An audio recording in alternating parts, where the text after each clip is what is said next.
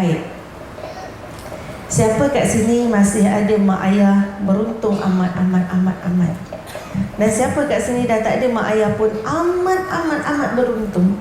Sebabnya anak soleh dan juga mak dengan ayah tidak akan terpisah dengan kematian. Langsung tak akan terpisah dengan kematian. Umur kita kalau hari ini dah 60 tahun, 70 tahun, 80 tahun, tetap juga kita seorang anak. Tetap juga kita seorang anak. Dan selamanya kalau kita disibukkan dengan tugasan harian kita, kehidupan keluarga kita, kita disibukkan dengan kerjaya, kita disibuk dengan apa juga aktiviti, dan kalau kita dah lupa kepada mak ayah kita untuk menadah tangan ataupun tadah tangan dekat mak ayah kita yang dah meninggal dunia ini, mungkin dalam satu doa tu dalam seminit je ke, tak sampai seminit pun, berapa saat je. Yang lain tu semua doa untuk kita, yang lain untuk satu dua je untuk mak ayah kita. Alangkah ruginya. Kerana apa yang kita miliki hari ini, apa yang kita ada hari ini, puan-puan, ibu-ibu, ayah-ayah, semuanya daripada pengorbanan mak ayah kita. Sejahat mana pun mak ayah kita, dia adalah mak ayah kita yang telah memberikan kita iman kalimah la ilaha illallah. Ada orang kata, Ustazah, saya tak pernah rasa mak saya sayang saya.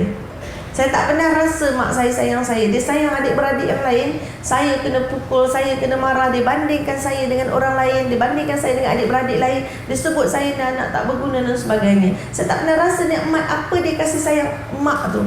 Dan saya tak tahu nak buat baik pada mak tu macam mana. Sebab waktu saya kecil, saya tak pernah rasa nikmat itu. Tak ada. Jadi bila ditanya, tak ada satu ke kebaikan mak? Tak ada.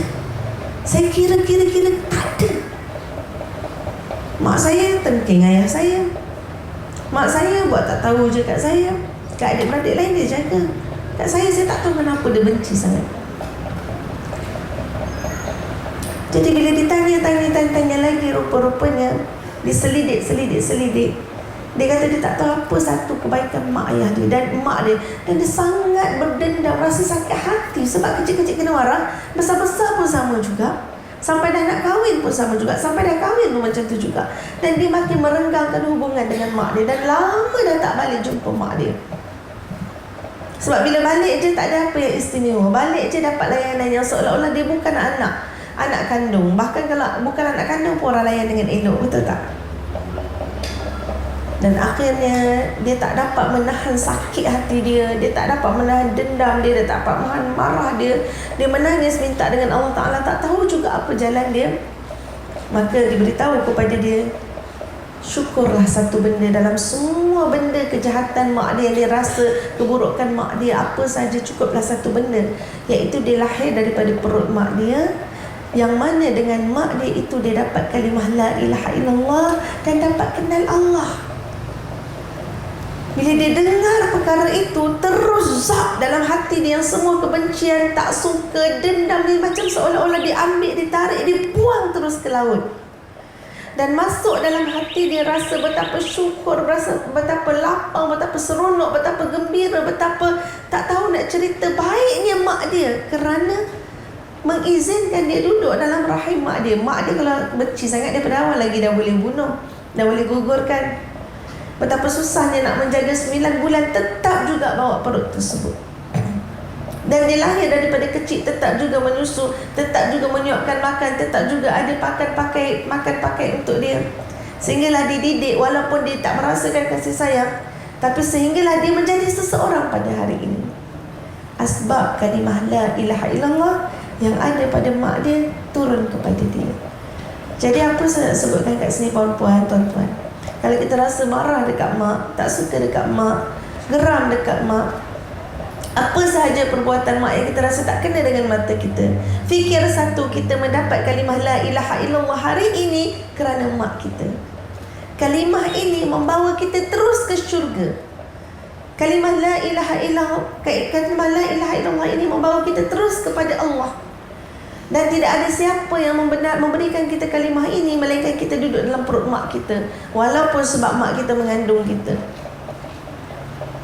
Walaupun ada orang dia beriman kepada Allah sebab dia dalam keluarga Islam, maka dia beriman kepada Allah. Tapi itu tidak dikira. Yang dikira adalah kita mendapat kalimah itu daripada ibu kita. Segala puji bagi Allah. Itu yang paling besar apa yang dilakukan untuk kita. Itu yang paling besar istimewanya ibu kita. Bayangkan puan-puan, siapa yang datang daripada perut bukan Islam, mereka kalau diberi taufik hidayah oleh Allah, mereka akan kembali kepada Islam. Tapi kalau tidak, mereka akan terus sesat. Dan bila mereka nak kembali kepada Islam, betapa susahnya mereka berjuang untuk kembali kepada Islam. Betapa susahnya mereka berjuang untuk dapatkan cinta Allah. Betapa susahnya mereka hidup dalam kesesatan. Dan akhirnya disebabkan mujahadah yang kuat, maka Allah berikan mereka nikmat kalimah la ilallah. Kita lahir-lahir terus dapat. Baiknya mak dan ayah kita, baiknya Allah menciptakan mereka untuk kita. Kena ada rasa baik ini, kena ada rasa syukur ini, kena ada rasa seronok ini atas apa juga kekurangan yang kita pandang pada mak ayah kita. Itu yang pertama, banyak syukur. Yang kedua, saya suka nak menyebutkan bila kita membicarakan tentang kasih ibu sampai ke syurga ini. Siapa yang tidak ada ibu atau masih ada ibu, antara perkara yang kita selalu lupa nak buat ataupun dah tinggal dah perkara ini. Kita buat baik, kalau kita buat baik pada mak sahaja. Kita lupa nak buat baik pada siapa yang berkaitan dengan mak yang mak sayang. Ini Nabi ajar. Lupa nak buat baik pada siapa yang berkaitan dengan mak yang mak sayang. Siapa yang mak sayang? Contoh, dia ada ustazah, mak dia ada ustazah, sayang sangat ustazah dia. Cuba fikir-fikir, mak kita dah lama meninggal, mungkin ustazah dia masih ada, ataupun mak kita masih ada. Ada tak kita pergi ziarah mak ustazah kita, ustazah mak kita tu? Ada tak kita pergi ziarah? Ada tak kita pergi bagi duit? Ada tak kita bawa hadiah? Ada tak kita doakan? Ini orang kesayangan mak kita. Bila kita doakan, sama pahala macam kita doakan mak kita. Bila kita buat apa yang mak kita suka, mak kita suka sangat dekat orang ni, bila kita buat benda tersebut, maka sama pahala dia. Inilah pahala yang mengalir walaupun mak tidak ada dah. Ramai orang hanya menadah tangan dekat mak, doa dekat mak, ziarah dekat kubur, tapi tak buat baik dengan orang yang mak sayang. Orang yang mak sayang ni yang redha lah. Bukan boyfriend lama mak apa lah. Tu bukan, tak masuk list. Tu betul pening kan. Siapa yang mak sayang dulu? Bukan. Dia benda-benda yang berkaitan yang Allah redha juga. Dan pergi cari adik-beradik seperut kita. Adik-beradik seperut kita adalah antara orang yang mak sangat sayang. Tapi berapa ramai orang buat baik pada adik-beradik dia? Dia makan ingat perut dia je, dia makan ingat rumah tangga je. Telefon sebulan sekali, tak pun tak telefon 2-3 bulan baru telefon. Ataupun setahun sekali baru nak berkumpul. Adik-beradik raya tu pun berkumpul sekejap-sekejap sebab sibuk dengan komitmen masing-masing, sibuk dengan keluarga masing-masing, sibuk dengan rumah tangga masing-masing, sibuk dengan kerjaya masing-masing. Tak apa, sibuklah. Tetapi rupa-rupanya jalan-jalan inilah yang membawa kepada mak balik semula.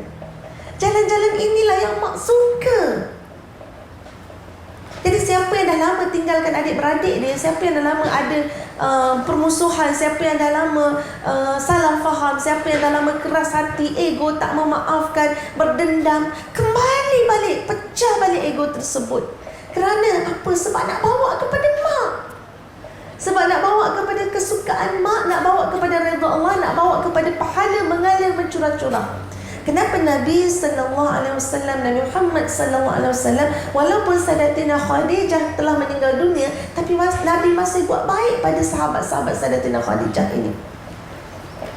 Masih menghantarkan makanan, masih menghantarkan daging kepada mereka, masih pergi nak hantarkan daging, masih kirimkan pada hamba yang lain untuk hantarkan daging. Sampai Sayyidatina Aisyah ini rasa kecewa, rasa kenapa nak ingat lagi. Dia dah lama meninggal dan Allah dah gantikan dengan lebih baik. Rupa-rupa caranya untuk berbuat baik kepada si mati ataupun kepada orang yang telah pergi, kesayangan kita ataupun mak kita, adalah buat baik pada orang sekeliling dia dan siapa yang dia sayang. Ini yang kita tak buat. Ini yang kita tak buat. Dan Allah mengajarkan perkara itu.